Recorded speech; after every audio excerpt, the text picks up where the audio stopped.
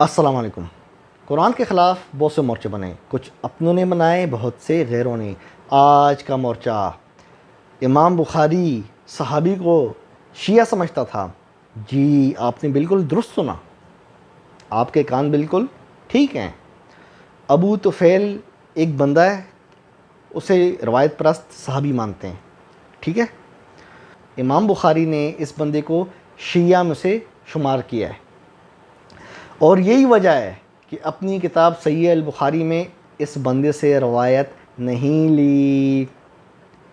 خصوصاً جو ہمارے سنی بھائی ہیں جو بار بار کہتے ہیں ہم لوگ اہل سنت والجماعت ہیں، صحیح بخاری ہمارا فخر ہے۔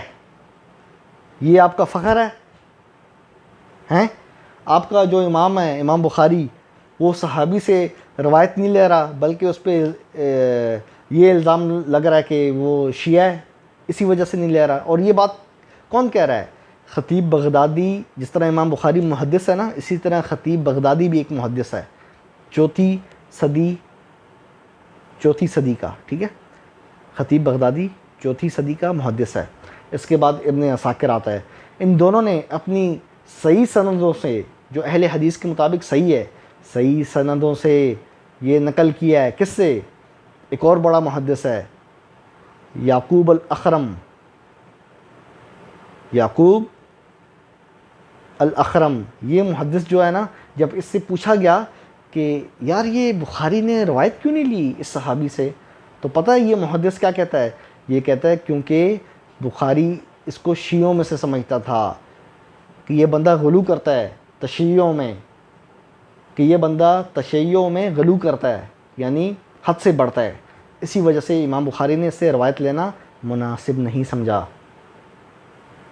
او بھائی کون لوگ ہو آپ؟ کچھ اللہ کا خوف کرو۔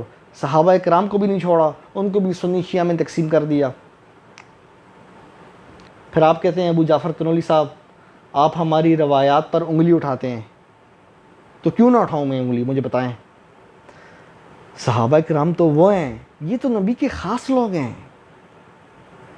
ان کے بارے میں اس طرح کا رویہ رکھنا کہ یہ فلانا تھا، وہ فلانا تھا، کیا مناسب بات ہے؟ یہ تو وہ لوگ ہیں صحابہ کرام جن کے بارے میں اللہ نے فرمایا ہے وَكُلًّا وَعَدَ اللَّهُ الْحُسْنَى، وَكُلًّا، کل کے ساتھ، سب کے ساتھ کیا؟ اچھائی کا وعدہ ہے۔ مجھے اگر کوئی بادشاہ بولے نا ابو جعفر تنولی میں آپ کے ساتھ اچھائی کروں گا، تو میرے ذہن میں کیا آئے گا؟ یہ گھر دے گا، گاڑی دے گا، یا پیسے دے گا، یہ دے گا نا۔ تو اس کے بدلے میں اگر بادشاہوں کا جو بادشاہ ہے اللہ، وہ اگر کسی کو کہہ دے وَكُلًّا وَعَدَ اللَّهُ الْحُسْنَى، وعدہ حسنہ، اچھائی کا، تو وہ اچھائی جنت سے کم تو ہو ہی نہیں سکتی۔